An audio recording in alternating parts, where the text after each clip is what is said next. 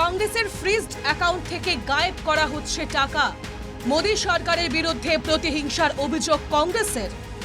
দেশের গণতন্ত্রকে ফ্রিজড করেছেন মোদী, অভিযোগ কংগ্রেসের। চাঞ্চল্যকর দাবি নিয়ে প্রকাশ্যে সোনিয়া গান্ধী।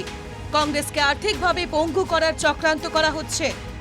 সাংবাদিক বৈঠকে অভিযোগ Sonia, Rahul, Mallikarjun খার্গের। We can do no campaign work. We cannot support our workers. We cannot support our candidates. Our leaders cannot fly from one part of the country to the other. Forget fly. They can't take a railway train. And this has been done literally 2 months before the election campaign. Why has it been done?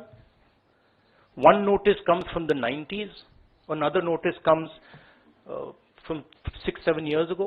Quantum amount, 14 lakh rupees. And punishment, our entire financial identity. বৃহস্পতিবার সাংবাদিক বৈঠক করে কংগ্রেসের দাবি, শতাব্দী প্রাচীন রাজনৈতিক দলের বিরুদ্ধে মোদী শাহের অপরাধমূলক ষড়যন্ত্র চলছে।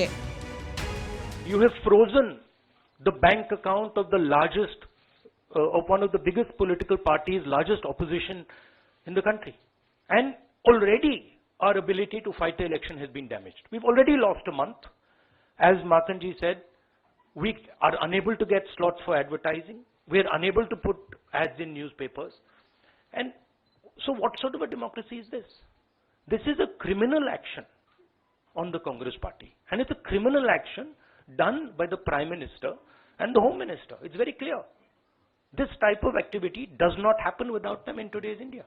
And so the idea that India is a democracy, this is a lie. There's no democracy in India today. ঠিক কি অভিযোগ কংগ্রেসের বিরুদ্ধে? কেন কংগ্রেসের অ্যাকাউন্ট ফ্রিজ করল কেন্দ্র? 2018-19 অর্থবর্ষে আয়কর অনিয়মে 105 কোটির জরিমানা, 30 কোটির সুদ, অর্থাৎ মোট 135 কোটি প্রাপ্য কংগ্রেসের কাছে। যদিও রাহুল গান্ধীর দাবি, আয়কর রিটার্ন জমা দিতে 45 দিন দেরি হওয়ায় এত বড় প্রতিশোধ। চুপ করে বসে থাকেননি কংগ্রেসও। প্রথমে কংগ্রেসের ব্যাংক অ্যাকাউন্টগুলির বিরুদ্ধে আয়কর বিভাগের পদক্ষেপে স্থগিতাদেশের আবেদনে 8ই মার্চ আপিল ট্রাইব্যুনাল তা খারিজ করে দেয়।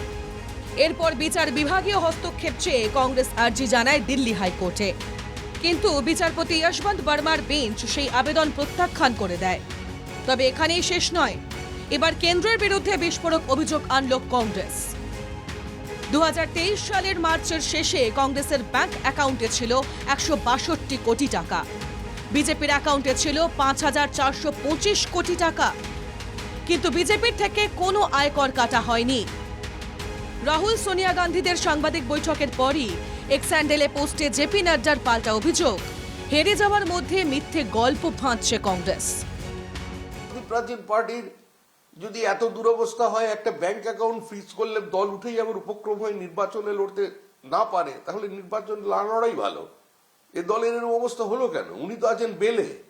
ন্যাশনাল হেরাল্ডে অভিযোগ কে করেছে? নরেন্দ্র মোদী করেনি, বিজেপির কোনো নেতা করেনি। অভিযোগ করেছে যারা কংগ্রেসই, অভিযোগ করেছে যারা স্বাধীনতা সংগ্রামী, যারা ন্যাশনাল হেরাল্ডের ওই ফান্ডে বিনিয়োগ করেছিলেন, টাকা দিয়েছিলেন দেশপ্রেমিক হিসেবে, তাদের বংশধরেরা, যারা প্রতিষ্ঠিত কংগ্রেসী বলে পরিচিত মানুষের কাছে, তাদের অভিযোগের ভিত্তিতে মামলা। আর সেই মামলায় মা আর ছেলে জেলের পরিবর্তে এখন বেলে। তিনি এসব কথা বলছেন। Bureau report, NKTV Bangla.